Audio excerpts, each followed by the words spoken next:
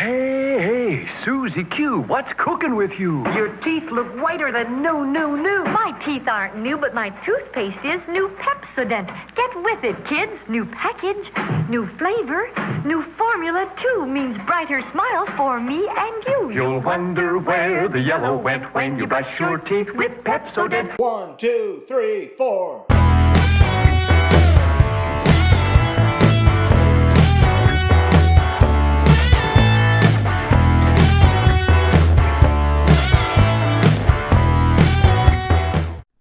Something I'd been interested in a while called the Groove Washer. This is the main part. I got the whole kit here. This is like a brush that really reminds me of the disc washers we had back in the 70s and 80s, and I just had a great time with it, so I wanted this kind of out of nostalgia. The brush here I don't think works quite as good as the disc washer ones. This is just kind of, let me see if I can get it out and show you here. This is just kind of a velvet on the brush here, which I guess does the job, but the disc washer that I'm familiar with had like kind of a different pieces of, I don't know, some kind of plastic or paper. It's not that hard. It didn't hurt the records at all. It was soft, but it was these rows of things that I felt like picked up the dust and so on a lot better than this one does. The other thing, that main thing that it's got in here besides the fluids, is this little brush that you use for your stylus. I think some people ignore cleaning their stylus. I like this brush a lot, and I like what it does, but I think you have to be extremely careful with it, as you do any stylus type cleaning things. I'd used this prior, which is kind of like this gummy type of substance that you drop the stylus on, and then supposedly all the gunk on it stays there. And I always had my doubts that that was working as well as it could. This whole thing set me back like 70, 80 bucks. And when I got it, like I say, it was out of nostalgia, but I was hoping it would replace the Studebaker thing, which basically think spin clean if you don't know Studebaker. And it's basically the same thing. It's like a bath, a tub that you take the record in and you turn it, like I turn it three times one way and 3 times the other way. And then you have to dry the record somehow. It's great for a super dirty record, and I'll still continue to use it that way. I was hoping, though, because it's such a hassle, that the Groove Washer might be able to replace it.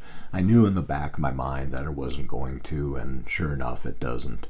But it does help a lot with records that aren't so dirty, maybe ones that you got out of a well-managed store or something like that. That's where the Groove Washer comes in handy.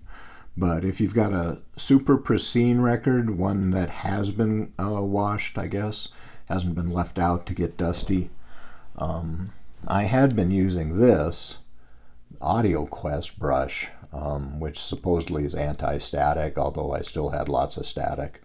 And it seemed to be enough to just take off surface dust and do whatever it did for static. So that's getting kind of replaced, but will still be used if I don't want to use the disc washer. Disc washer is a little bit of a hassle. My new turntable over here, the Project Debut Carbon Esprit, big name, is belt driven, and so I'm worried that if I bog down the belt with any kind of a brush, that's going to wear out that belt all that much faster, and so I hesitate to clean on that table with the Groove Washer, and so I had to pull out this.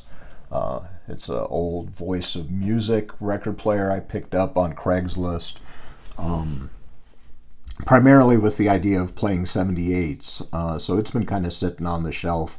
I haven't done any 78s yet. I haven't bought any, haven't been kind of overwhelmed by the piles of them that you find in most record stores and so on. So it's not really doing what it was I intended it for.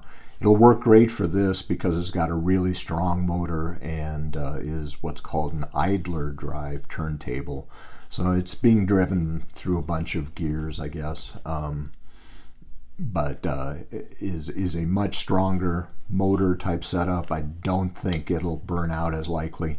And even if I did burn it out, it's a cheap record player, cheap turntable that could be replaced, and I wouldn't be real upset about it.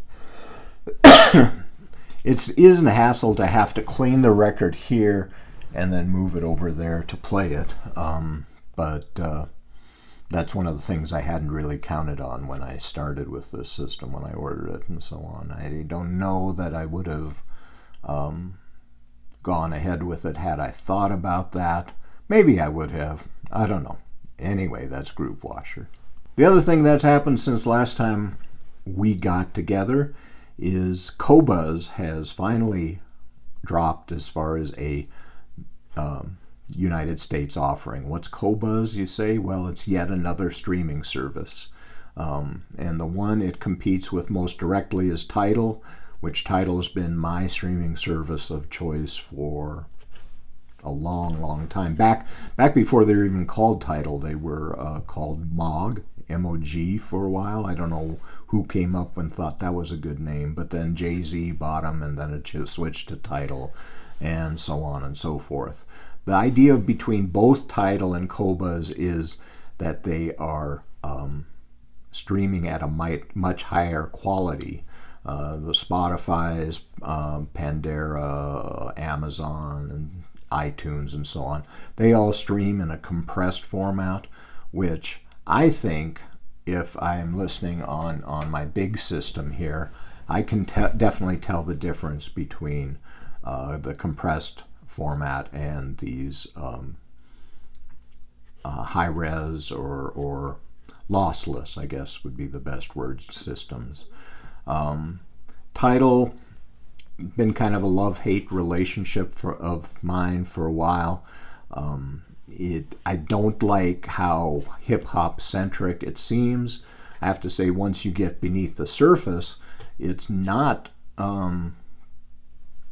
dismissive of other qualities of or other genres of music, but it still presents that way when you first log in, and I don't know, it's just a little bit annoying to me. They are more limited as far as selection compared to Spotify, which I guess is the one that everything's judged against. And searching isn't nearly as good as Spotify is. So you got to know pretty much what you're looking for, you know, how the artist's name is spelled or the album title exactly, because it's not going to find it if you screw that up very much. So that's an annoyance.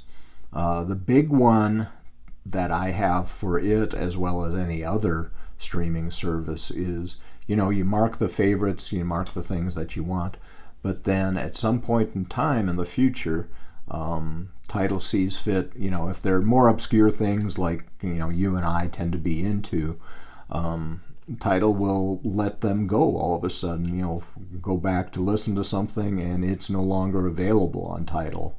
So I find that very annoying. Had big hopes for Qobuz when it came. Qobuz is a European streaming service started in France. Has been around for a while, but for whatever reason, it took them a long, long time to come to the United States. I imagine it probably had to do with licensing of the music and so on, but I don't know that for a fact. Qobuz doesn't look as much different from Tidal as I would have thought. That surprises me, and I'll show you pictures of both of them up here, I hope, anyway. Yeah, it doesn't differentiate itself nearly as much. The look is pretty similar. Search is kind of as clunky. Interface is probably a little more clunky than Tidal's is. And they are definitely more limited as far as popular music. Now, I think where they really outshine Tidal or probably any of the others, except maybe Spotify, is in their classical music selection. That I think that is what was a big emphasis of theirs to start with, and maybe they're only more recently into popular music. Again, I don't know that for a fact, but that's kind of what it feels like to me. Anyway, they're definitely more limited. Tidal, for their part, they're streaming lossless, but essentially it's the same as CD quality. In fact, that's what it is what's called Red Book or CD quality, where Qobuz goes well beyond that into what's called high res. So supposedly it's supposed to sound better than CDs, but for my money, I've never been able to tell the difference between anything better than CD quality and those above it. Sometimes I think maybe I can a little bit, but it's so splitting hairs that isn't a real sales thing for me. What I do think is kind of cool is if you like an album in high res, you can click on it. I think you have to be a certain level of subscription, but you can click on the album and they'll offer the tracks for sale actually at a really pretty good price. So if you're like me and you're concerned about the music you're counting on being there disappearing, you can buy it, even though just in track form, certainly not vinyl or anything. I think that's something that doesn't get talked about as much maybe as it should on the vinyl community, is that I think there's a real benefit to having the physical thing, be it records or being it CDs, either one.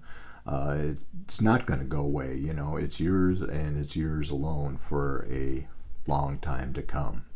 Anyway, I think that's about all I've got to say today. We'll see. The taste is new, so fresh and clean. That new taste really lasts, it's keen. And while it makes your smile a rave, it also makes your breath behave. So start going steady right away with Pepsodent. Get some today. You'll wonder where the yellow went when you brush your teeth with Pepsodent.